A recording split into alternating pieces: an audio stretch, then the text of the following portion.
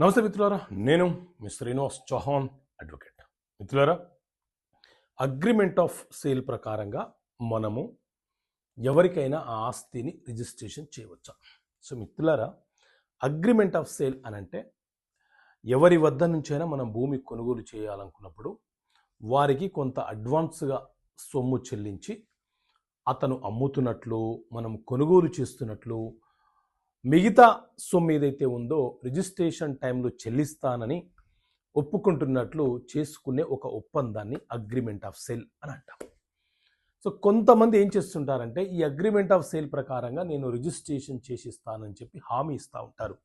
ఒక వ్యక్తి, హక్కు లేని వ్యక్తి, అగ్రిమెంట్ ఆఫ్ సేల్ చేసుకున్న వ్యక్తి మరొక వ్యక్తికి సబ్ అగ్రిమెంట్ చేసినా చెల్లుబాటు కాదు. ఆ వ్యక్తి వేరే వ్యక్తులకు అమ్ముతానని రిజిస్ట్రేషన్ చేసినా చెల్లుబాటు కాదు. అయితే ఒక కేసులో ఒక వ్యక్తి ఏం చేశాడు అని అంటే అగ్రిమెంట్ ఆఫ్ సేల్ అనే డాక్యుమెంట్ని వ్యాలిడేషన్ చేపించి దాని మీద ప్రభుత్వానికి సర్ఛార్జీలు చెల్లించి అది చట్టబద్ధమైనదిగా మారినట్లు చూపించి దాన్ని ఆధారంగా చేసుకొని మరొక సేల్ డీడ్ అంటే వేరే వ్యక్తికి అమ్మివేసినాడు. అని వాస్తవంగా అతను ఆ భూమికి హక్కుదారుడు కాదు.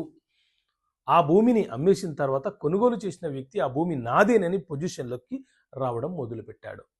దాంతో అసలు ఓనరు నేను ఎవరికి భూమి రిజిస్ట్రేషన్ చేయలేదు, అగ్రిమెంట్ ఆఫ్ సేల్ని ఆధారంగా చేసుకొని ఆ వ్యక్తి రిజిస్ట్రేషన్ చేస్తే రిజిస్ట్రేషన్ ఎలా జరిగింది, దాన్ని రద్దుపరచమని న్యాయస్థానానికి వెళ్ళాడు. సో అగ్రిమెంట్ ఆఫ్ సేల్ ప్రకారంగా పూర్తిగా మనము వేరే వ్యక్తికి అమ్మే హక్కును కలిగి ఉండము. సో ఇలాంటి చట్టపరమైన అంశాలు మీకు అర్థమయ్యే భాషలో వివరించడం జరిగింది, చట్టపరమైన సమస్యలకు పరిష్కారాలు అనే పుస్తకంలో. సో ఈ పుస్తకం కావాలనుకుంటే ఇక్కడ కనిపిస్తున్న నెంబర్కి మీరు కాల్ చేసి ఈ పుస్తకాన్ని మీరు పొందవచ్చు.